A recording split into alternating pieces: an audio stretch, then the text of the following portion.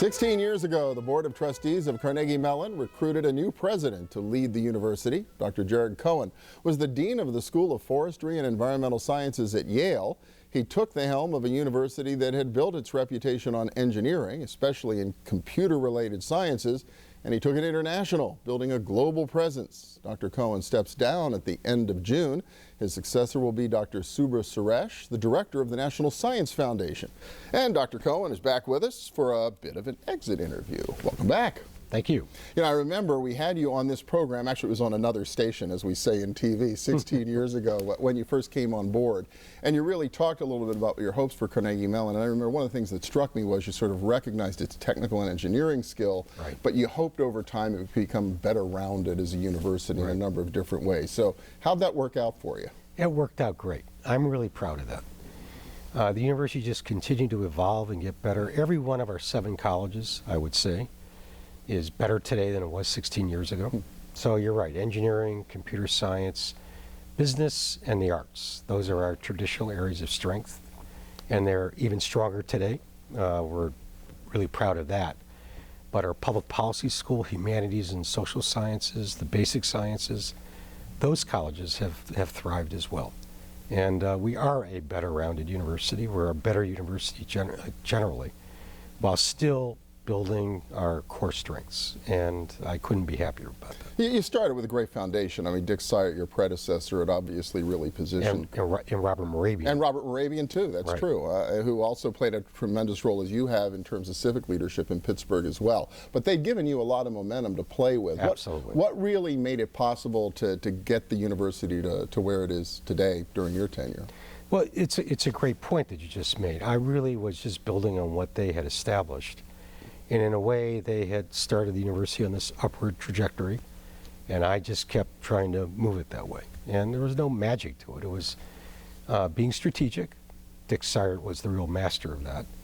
Choosing a few things to focus on, and then staying focused on them, and then working hard to find the resources to make that possible, and finding partnerships that could help us achieve our goals.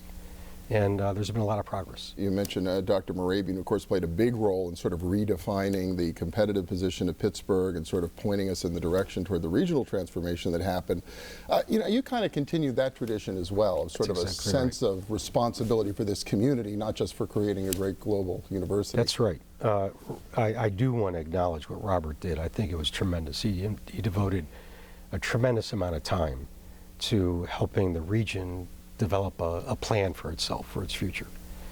And I think of what I did as basically took parts of that plan and tried to build on it. I guess the one thing that I would point to that has distinguished, or I guess 2 things that distinguished our efforts in this regard. One was adopting the region's future as the university's future, as one of our key priorities.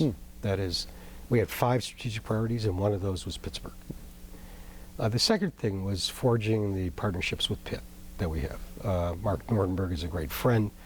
The University of Pittsburgh is a great university. And we've worked together in these last 16 years to a degree that the 2 universities never did before, to the great benefit of each institution, but it also produced great benefit for the region. At the same time, Carnegie Mellon went global. I mean, you have campuses in the Middle East. You have a presence on the West Coast. Was that in your plan at the very beginning, 16 years? Yeah, it was. Well, I couldn't have told you just where we'd wind up or how successful we would have been in it, but another one of those 5 priorities was becoming more global. So you're right, we're in Qatar in the Middle East. We have a campus in Silicon Valley. In Africa, Rwanda. We have major programs in Europe, in Asia. It's kind of remarkable how much has come up in the last 10 years or so. And I think it's a very good thing for CMU. Good for Pittsburgh as well, do you think? Absolutely good for Pittsburgh. You know, we are there as a Pittsburgh institution. They know that. We link Pittsburgh to these places. And I think that over time we'll see great benefits, direct benefits to the city as well as to the institution. Only a few seconds left. You're done at the end of June, so what's next? Well, I get a year's leave, thank you, Board of Trustees, which allows me to get back up to speed in my field, environment, water, energy. Those are my areas of expertise. With the idea that I'll come back a year later and start teaching and to some unsuspecting students. Very cool, but plenty of work to be done here in our region, across the country, and around the world in those specialties, for sure. Plenty to do, absolutely, especially in water. Well, Dr. Cohon, congratulations, a fabulous tenure, and thanks for everything, all your entire contribution to the University of Pittsburgh as well. Thank you very much. And when we return, creating breakthrough products, a new type of master's degree. Stay with us.